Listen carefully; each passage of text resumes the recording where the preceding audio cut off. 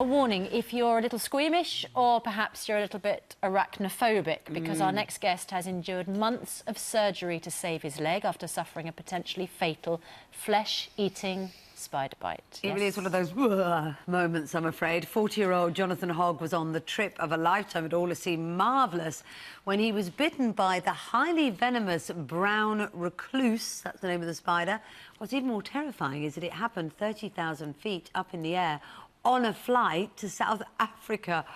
So, Jonathon, very good morning to you. Just seeing that picture of the brown recluse spider, did you see it bite you? So I was asleep. They had the wine and the meal. They turned the lights down. I'd stretched my legs out, and it must have crawled up my trouser leg. Oh, heck. And to get more comfortable, I lifted my right leg and crossed it over and must have trapped it. So it bit me a couple of times. I woke up. It didn't feel like my leg was about to fall off, but I did feel it. I woke up, turned the light on, started to rub my leg, saw it running off, but wasn't sure that that I'd got bitten by it, and I wasn't sure what it was. So did anyone else see it?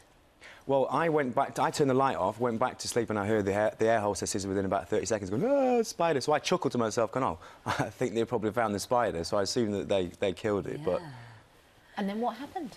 So I get off. Over the next couple of hours, my leg swelled up, and it started to get a burning sensation. There was like a little bruise. So I got off the plane, went to a hotel in Cape Town, and then they were going to get me a taxi, and I said, "Well, I'm going to try and walk something off." I said, "Something's happened on the plane," and showed them. So, at this point, did you have any idea? Did you know what a brown recluse spider was, and did you know it was this serious? No. No. So I was working with tourists, taking them out cage diving with great white sharks. That's what you were fearful of. Yeah. Little did you know. So I did 2 days cage diving with the bite, with it melting my flesh from the inside. On the third day, my leg burst, and I was going to go to work and then go to the hospital, and the Africans took one look and said, "That's a spider bite, you need to go now."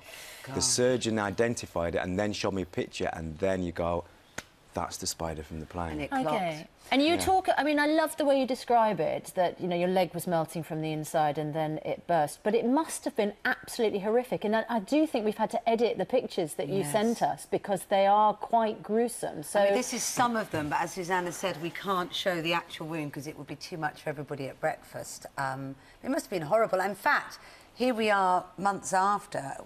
Can we have a quick look at your leg now? Because even that, if you compare to roll up your leg, gives you an idea, I think. Maybe show it to them.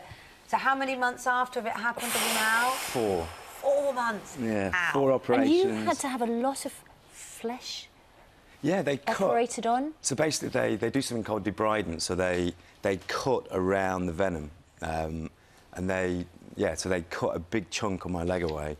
It's I have to say, it's looking pretty good, considering everything that you've been through. Yeah, it's. I have a beautiful right leg, but my left leg is a bit patchworky up here. They're taking the skin from up here, so it's... and it's stopped, but the thing is, it's now left... I mean, obviously, a horrific experience and very unexpected, but it's left you unable to do sports that you love. And are you now wary of flying? Yeah, so... You know, I've been a kickboxer for 20 years. I'm not going to be able to do that anymore. Hopefully, I can play football again. Right. But I'm a barrister who travels internationally. I'm not so sure I'm going to be able to get on a flight again. And you're taking legal action? Yeah, damn right. So my lawyers, Slater and Gordon, we've been in touch with Qatar Airways, and I sent Qatar Airways an email from my bed because I was on my own for a month in this hospital, showing them that picture, saying, "Look what you've done to my leg," and they. No apologies, no. We have got a statement. They've said that they're unaware of any legal action regarding this incident claimed to have happened, and they take the safety and security of customers very seriously. But my goodness, we wish you well with your recovery, and you've got a heck of a story, haven't you? I certainly have. Yeah. But my mate Hanksy said, "Is this a chuggy little flight?" And I was like, "No, it's a big Qatar Airways jumbo jet." Yeah.